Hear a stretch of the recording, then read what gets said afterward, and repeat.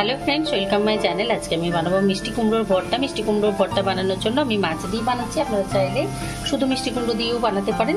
এখানে নিয়ে নিয়েছি আমি একটা কড়াই, গ্যাসের ফ্লেম অন করে নিয়েছি। কড়াইটা গরম হয়ে গেলে এর মধ্যে নেব তেল, আর এইদিকে আমি মাখিয়ে নিয়েছি। দেখুন এখানে নিয়েছি আমি মিষ্টি কুমড়ো। এখানে 250 গ্রাম মিষ্টি কুমড়ো নিয়েছি, 2 টুকরো মাছ নিয়েছি, আর নিয়েছি আমি 2টো আলু। এগুলোকে কেটে নিয়েছি পাতলা পাতলা করে, নিয়ে নুন, হলুদ, একটুখানি লেবুর রস, লঙ্কা গুঁড়ো আর ধনে গুঁড়ো মাখিয়ে রেখেছি এটাকে 10 মিনিট আগে আমি। তো কড়াইটা গরম হয়ে যায়, তারপর এর মধ্যে নিয়ে নেবো আমরা তেলটা। নিয়েছি এর মধ্যে আমি 2 টেবিল স্পুন তেল। এখানে সর্ষের তেলে করছি আমি, চাইলে আপনারা সাদা তেলে করবেন, তবে ভর্তা সবসময় সর্ষের তেলেই ভালো লাগে, যার জন্য আমি নিয়ে নিয়েছি সর্ষের তেল। প্রথমে আমরা দিয়ে দেবো মেখে রাখা মাছগুলো। আপনারা চাইলে মাছগুলোকে টুকরো টুকরো করেও কেটে দিতে পারেন। মাছগুলোকে দিয়ে দেওয়ার পরে এর মধ্যে দিয়ে দিচ্ছি আমি কয়েক কোয়া রসুন। এখানে 8-10 কোয়া রসুন আমি ছাড়িয়ে রেখেছি। রসুনটা দিলাম, দিয়ে এটাকে একটু ঢাকা দিয়ে দেবো 2 থেকে 3 মিনিটের জন্য লো ফ্লেমে। মিনিটের জন্য ঢাকা দিয়েছিলাম, 2 মিনিট হয়ে গেছে। তো আমি ঢাকাটা টেনে নিচ্ছি। ঢাকাটা টেনে নেওয়ার পরে আমি মাছগুলো একটু উল্টে দিচ্ছি।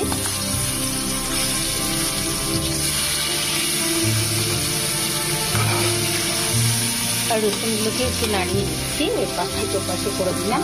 এবারে দিয়ে দেবো একটা পেঁয়াজ, মোটা করে কেটে নিয়েছি আমি। এখানে আমি মিডিয়াম সাইজের একটা গোটা পেঁয়াজ নিয়েছি, দিয়ে দিলাম পেঁয়াজটা। এখন দিয়ে দেবো আমি কেটে মাখিয়ে রাখা মিষ্টি কুমড়ো আর আলুটা।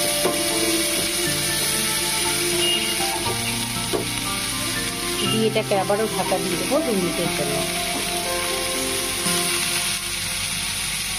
আলুটা দিয়ে আমি দিয়ে দিলাম একটুখানি আদা বাটা, 1/2 টিস্পুন মতো আদা বাটা দিয়েছি। এটাকে একটুখানি উপর নিচে করে নাড়িয়ে দেবো। নাড়িয়ে দিয়ে লো ফ্লেমে এটাকে ঢাকা দিয়ে রেখে দেবো। এরকমভাবে ঢাকা দিয়ে দিয়ে আমরা এটাকে সেদ্ধ করে নেব। হয়ে গেছে, তো আমি ঢাকাটা টেনে নিচ্ছি। আর এই সঙ্গে দিয়ে দিচ্ছি আমি 2 কাঁচা লঙ্কা, গোটা কাঁচা লঙ্কা আমি দিয়ে দিলাম। আমি কিন্তু ফাটিয়ে দিইনি, গোটা দিয়েছি। আপনারা যদি ঝাল বেশি খেতে চান তাহলে অবশ্যই ঝালের পরিমাণ বাড়িয়ে দেবেন। আমি এখানে যেহেতু লঙ্কা গুঁড়ো দিয়ে মেখে রেখেছি, যার জন্য আমি খুব বেশি দিলাম না। একটুখানি দেবো চিলি ফ্লেক্স, দিয়ে এটাকে আবারও ঢাকা দিয়ে রেখে দেবো। চিলি ফ্লেক্স 1/2 টিস্পুন, আপনারা চাইলে এখানে কিন্তু গোটা শুকনো লঙ্কাও দিতে পারেন। আমি এবারে এটাকে ঢাকা দিয়ে রেখে দিচ্ছি 2 মিনিটের জন্য। দেখুন 2 মিনিট হয়ে গেছে, আমি ঢাকাটা টেনে নিচ্ছি। টেনে নিয়ে একবার আমি উল্টে দিচ্ছি, নাহলে তলায় ধরে যাবে। আমি কিন্তু কোনো রকম জল ইউজ করিনি এটাকে, এরমভাবেই আমরা এটাকে পুরো সেদ্ধ করে নেবো। দেখুন মাছটা ভেঙে গেলে কোনো অসুবিধে নেই, আমরা তো ভেঙে নিয়ে রেখে নেবো। এটাকে আবারও আমি এখন ঢাকা দিয়ে রেখে দেবো। আরও 2 মিনিট হয়ে গেছে, আমি ঢাকাটা টেনে নিচ্ছি। ঢাকাটা টেনে নিয়ে এটাকে নেড়ে দেবো। এটা সেদ্ধ হয়ে এসছে। এখন আমি গ্যাসের ফ্লেমটা অফ করে এটাকে রেখে দেবো 2 থেকে 3 মিনিট ঢাকা দিয়ে, তাহলেই এটা ঠিকঠাকভাবে সেদ্ধ হয়ে যাবে। সেই সঙ্গে কাঁটাটা তুলে ফেলে দেবো। তো এখন এটাকে আরও 2 মিনিট ঢাকা দিয়ে রেখে দিচ্ছি। দেখুন এটাকে আরও 2 মিনিট ঢাকা দিয়ে রেখে দিয়েছিলাম, আমি একটু নাড়িয়ে নিলাম। দেখুন এটা কিন্তু খুব সুন্দরভাবে সেদ্ধ হয়ে গেছে। তো এখন আমি এটাকে গ্যাসের ফ্লেম অফ করে ঢাকা দিয়ে রেখে দেবো ঠান্ডা হওয়া পর্যন্ত। তারপর এটাকে আমরা মেখে নেব। দেখুন ঠান্ডা হয়ে গেছে, তো আমি তুলে নিয়ে চলে এসেছি মিষ্টি কুমড়োটা।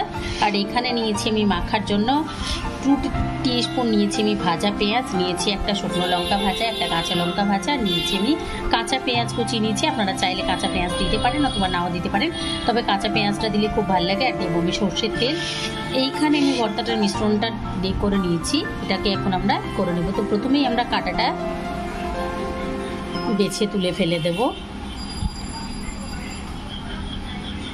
তারপরে এটাকে আমরা মেখে নেব। এর ভেতর থেকে সমস্ত কাঁটাগুলো বেছে ফেলে দিয়ে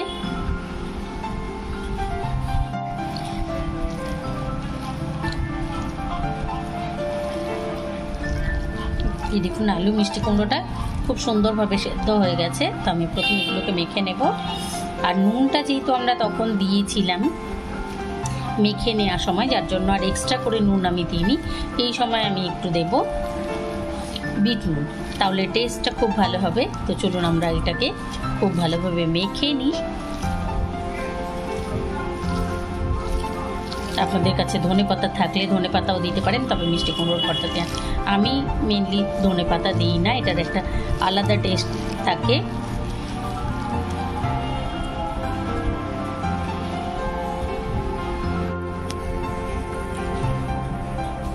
এই দেখুন আমি মেখে নিয়েছি, দিয়ে দিয়েছি আমি সরষের তেল।